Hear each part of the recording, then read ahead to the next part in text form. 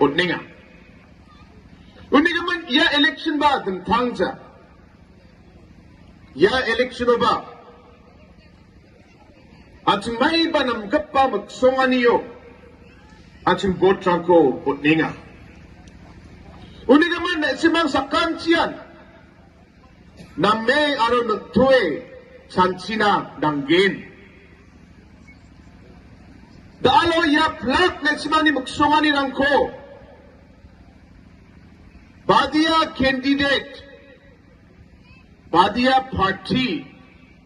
Yan simani magsonga ni rangko sukat na magin. Yan dalgapa chansiyani. Yari ang pa bersisa ata ni akan gen. Anga bersibunga akan jawab. Bersisa ata ni kisepo by election ni Jakmano. Jen Saloya area ni Mandirang. Pa Abdul Salena. Vote ko naha. NPP party na vote ko naha. Laisimang gisip na ingin. Kak Sensen. Bersisa atani kisepo. Ya nak simang ni maksongan irang. Kalau bala konstitusiyo. Riang pa bersisot pribonga sol prichet ni kisepo. Je development ko nak simang mak jahatsam. Ba je development ko nak simang mak nak kratsam. Riang pa bersisot pribonga sot prichet ni gisepo yarang ko na simang jaha. Hindi ba ya NPP government? Araw Mr. Abdul Saleh na simani ka sa big pa MLA. Bersisa atani gisepon. Bakma dentangani ko Raja Bala konstitusi na rabay naha. Gen tingnan. May ko agad kugin. Dalo na simani hill area ni Ramarang ko niya po. Balsisot pribonga na gal spedon ka pa. Na simang ni hill area ni Ramarang ko Abdul Saleh balsisa ni gisepon tariyo jok. Na simana getal PHC ko rapayo jok. Na simana getal blok ko rapayo jok pingrang. Na simang sakkantian biko matela kra aro biko mandera na kra. Unigaman yari baing ka pa eleksiono. Congress ni tariko hayan sing sakantian hill area ujamaina plain area ni mandra ujamaina at Mr. Abdul Saleh ko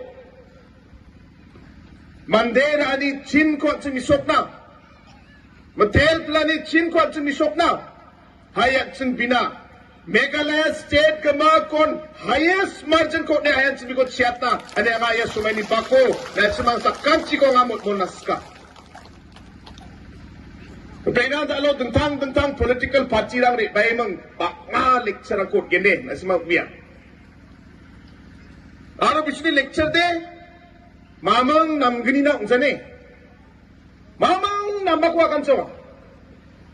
May nakijat ko songko magkamsi dalgen. May magsungan niyo kam ka gen. May nakpa development ko ra abagen. Mamang lecture do jak. Kan Ating Mr. Abdul Saleh ko matel na kra. Iko mandira na kra. Hayan sing sangsa binarak kecak pakotopat na. Mana dalo Mr. Abdul Saleh ni sel. Hill area ujamay na, plain area ujamay na. Tentang at sinirama lang ko chikon detter uta bulsirang na gal chupido na cham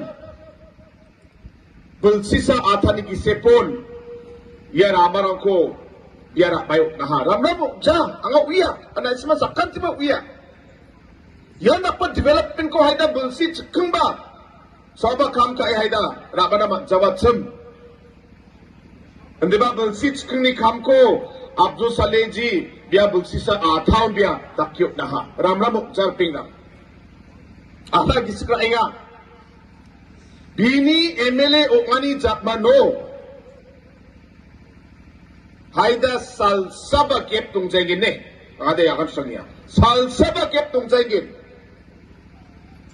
salanti nangi ofisunari ba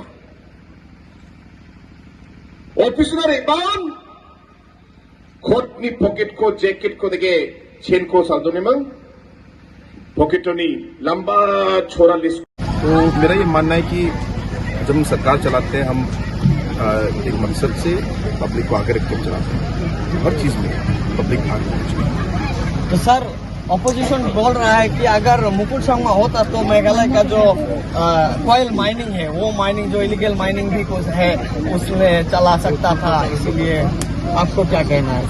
coal mining जो बंद हुआ था वो 2014 में उनके समय में हुआ और 2014 में उन्होंने फिर उसके बाद उसको चेंज करने के लिए या उसको चैलेंज करने के लिए उन्होंने कोई कदम नहीं उठाया। उन्होंने 5 साल उसे ऐसे छोड़ दिया।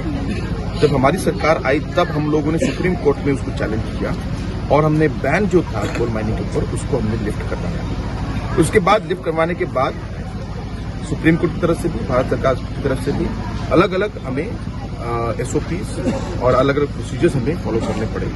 उसमें अभी काम चालू है। मुझे पूरी उम्मीद है कि बहुत जल्द ही हमारे स्टेट में एक बार फिर साइंटिफिक वे में माइनिंग खुलेगा और हमारे जो लोगों को जो माइनिंग स्पेशली सेक्टर में जो काम करते हैं जो उनको प्रॉब्लम्स हुए मुझे पूरी उम्मीद है कि उसको हम लोग सॉल्व कर पाएंगे। तो भूटान को क्या मैसेज देना चाहेंगे? Sir last question,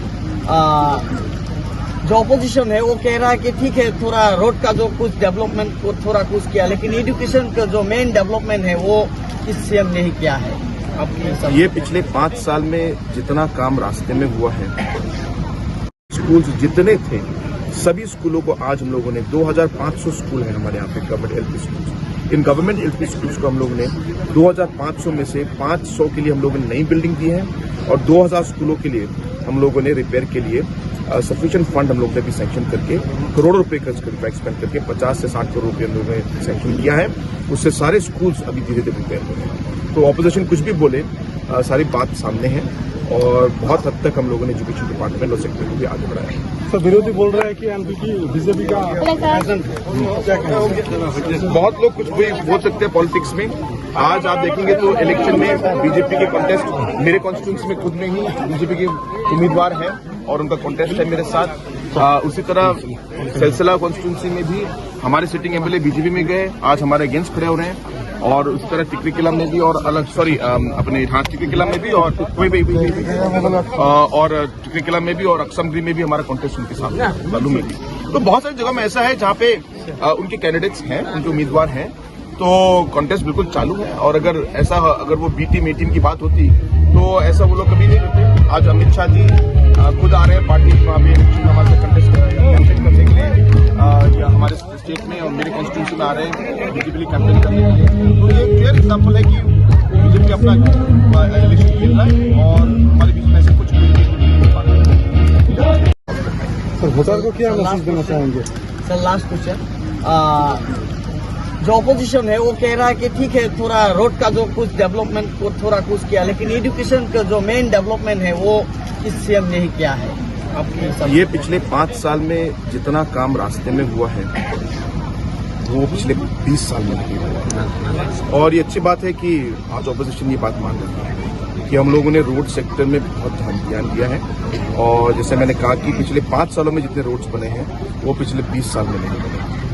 number 2, education में भी जितना काम हम लोगों ने एजुकेशन में किया है, जितना इंफ्रास्ट्रक्चर हमने बनाया है और जितने बिल्डिंग्स जितने स्कूल्स हमने बनाए हैं वो भी शायद पिछले 20 सालों में जितने स्कूल बने हैं उससे ज़्यादा स्कूल्स और कॉलेजेस और बिल्डिंग्स हम लोगों ने पिछले 5 साल में बनाए हैं। एजुकेशन डिपार्टमेंट और ये सेक्टर जो है एक बहुत ही कॉम्प्लिकेटेड सेक्टर है। हमें ये समझना है कि उसमें बहुत प्रॉब्लम्स हैं। इन सभी को हम लोग 5 साल में या 2 दिन या 3 दिन में 1 साल में हम सबको बदल सकते हैं या चेंज कर सकते हैं, ऐसा नहीं है।